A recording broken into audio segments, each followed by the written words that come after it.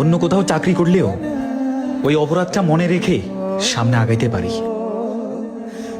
এখন বলেন আপনি আমার কি অপরাধ, কি জন্য আপনি চাবিটা নিছেন সেটা আমাকে খুলে বলেন, কিন্তু না বলা পর্যন্ত আমি এখান থেকে যাবো না। অপরাধ না? কয়টা অপরাধের কথা শুনবি?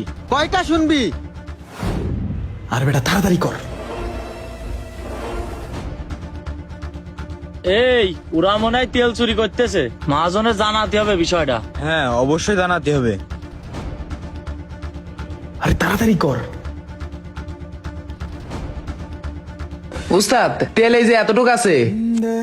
বুঝলাম না, ট্রিপের থেকে আসার পথেই তো তেল নিলাম, তেল এত বেশি খাচ্ছে কেন? তেল মনে হয় গাড়িতে বেশি খাচ্ছে।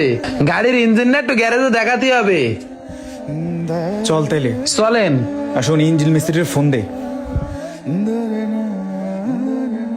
মহাজন সাহেব, আপনার ওই যে 3985 গাড়ি আছে না, আমি দেখে আসলাম আপনার ড্রাইভার রিফাত, দেখলাম গাড়িতে তেল বের করতেছে। শুধু তাই না মহাজন, এই একই কাজ বারবার করে। কি বলিস? রিফাত আমার গাড়ির তেল চুরি করতেছে? মহাজন সাহেব, আমি কথাগুলো বলতাম না, কিন্তু আপনি খুব ভালো মহাজন। আপনি ড্রাইভারদের খুব বিশ্বাস করেন, কিন্তু আপনার সে বিশ্বাসের উপরে ওরা আঘাত নিয়ে আসতেছে। মহাজন, পরে কিন্তু ড্রাইভারের জন্যই আপনি ফকিরে পড়বেন।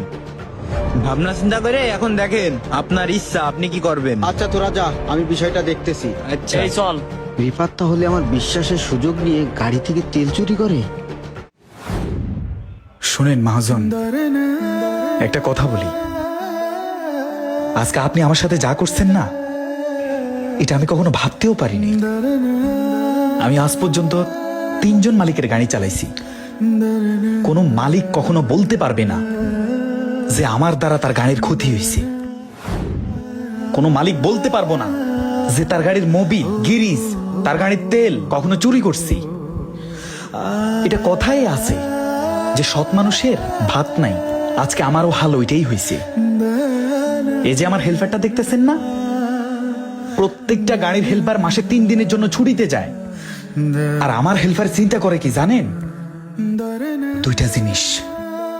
একটা হচ্ছে তার রিজিকের চিন্তা, আরেকটা হচ্ছে আপনার রিজিকের চিন্তা। অনেক গাড়ি